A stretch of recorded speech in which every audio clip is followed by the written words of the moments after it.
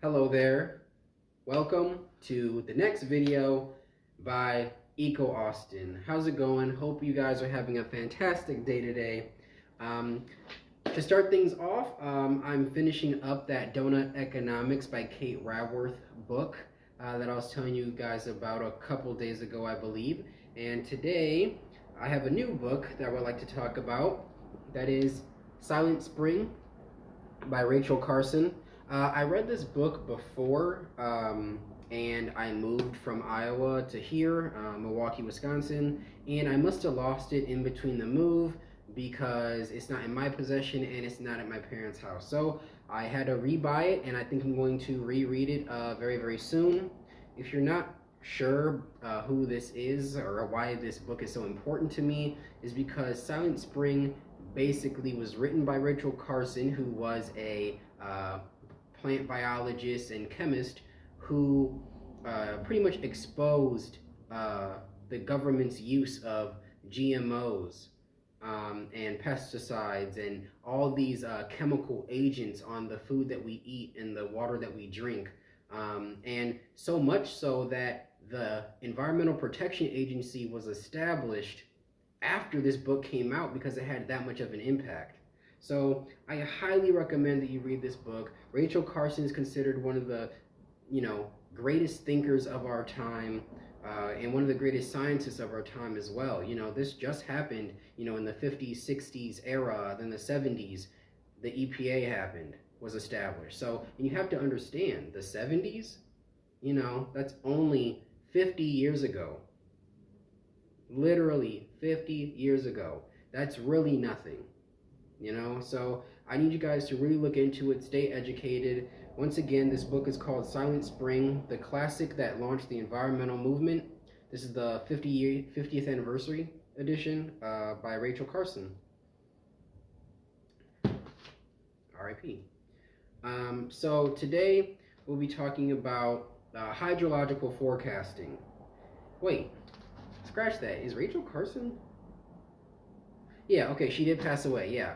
Rest in Nirvana, Rachel Carson. Okay, so today we'll be talking about hydrological forecasting. Now, before I get into it, let me have some sort of introduction. So, it is said by the International Scientific Conference that they had over in Europe, and sponsored by the European Union, that if the concentrations of CO2 doubles within the next 10 to 25 years, which is highly possible based on the way things are going now, we're on pace to do that, the global surface temperature will increase by about 3 degrees Celsius. I don't know why Americans are like this, but our system, we use Fahrenheit, and it doesn't seem like much, but 3 degrees Celsius is about 37 degrees Fahrenheit. So yeah, it'll get real hot around here. Now, this is a scientific hypothesis, but this is a scientific hypothesis with tons of research, okay? So the climate shift will surely alter all water resources and agriculture, not for the better, of course, but for the worse. On top of that, because of climate change, extreme climatic events will increase in frequency, and there will be an unbelievably high water yield.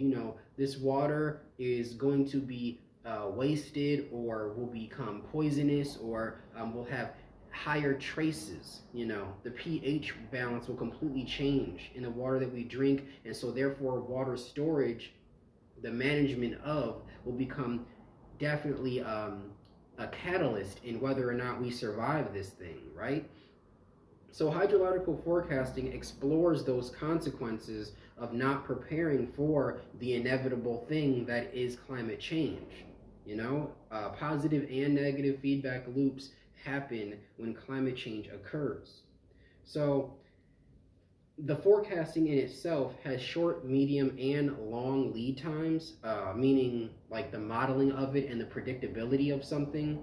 And they have these different intervals to try to offset the possible negative effects of environmental degradation on top of water quality and water yields. And we're trying to do this. I say we because I'm in the collective idea that we should fund this to increase water storage management efficiency. So we already are doing some stuff well when it comes to it, but it's mediocre at best.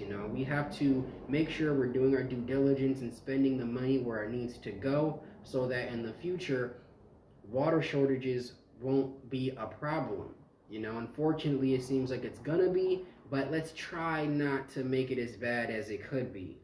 There's been plenty of case studies over the past 10 years or so, probably 5 to 10 years, in developing countries that are experimenting with new hydrological forecasting software on computers, and they've seen very positive results. So examples would be the River Nile, Lake Victoria, the River Niger, etc., where they're trying to model entire bodies of water and track water cycles so that they understand when is it going to rain, when is it going to get hot, where it's going to evaporate into the clouds, and then, the cycle can continue over and over. So by predicting when it's going to rain next, we're not talking about meteorology, but actually modeling, the flow of rivers and bodies of water and how much water yield will rain down. Not just rain in general, but how much rain will be produced and how much of it can we actually capture and use for society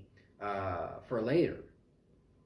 So, but of course, like I said, this needs more funding ASAP, because if we're staying at the pace we are, we're only going to be capable of doing so in these developing countries. It won't be in the richer, larger countries where it really needs to be, in all honesty. The River Nile, things in Sao Paulo, Brazil, all those places, yeah, they have large bodies of water, but they're not using it the way a large population would be using it, such as America, China, Germany, France, Australia, etc. would. So water storage will become more and more important as time goes on. Definitely in the near future. In near future, we're talking, the famous one is by 2050, but people say 2050 and it seems so far away. But listen, in 2050, that's 30 years from now. I'll only be in my early 50s by the time, that happens. I'll be turning 54 when shit's supposed to hit the fan. And I don't want to live through that. I'll probably be a grandpa or something by then. Maybe, I don't know. But point is, I don't want to live that life where I remember a time where it wasn't a big deal and it could have been solved, and now it's far, far, far worse. And I see my kids and grandchildren going through that. And people who aren't in the best positions and are still in those developing countries, they have no chance of survival, because without any water, what can you do? So we need to sustain our ever-growing population. That is the goal of survival, to sustain our population. So if it's always growing and we're not picking people off, this is not survival of the fittest. We can do something about it and actually maintain who we have and also grow as a people. We just are very separate. We have different pools of money going every which way, and we need to get on top of it. Thank you guys for listening. I'm trying to probably get a podcast going. I like Android and Galaxies. However, Apple does have a podcasting service, and I feel like my platform will do well on there as well. So make sure to like, comment, subscribe. Let me know what you think about that podcast idea, actually like just audio, and we'll go from there. Make sure you pick up Silent Spring by Rachel Carson. Fantastic read, and I'll see you guys in the next video tomorrow for sure. Peace.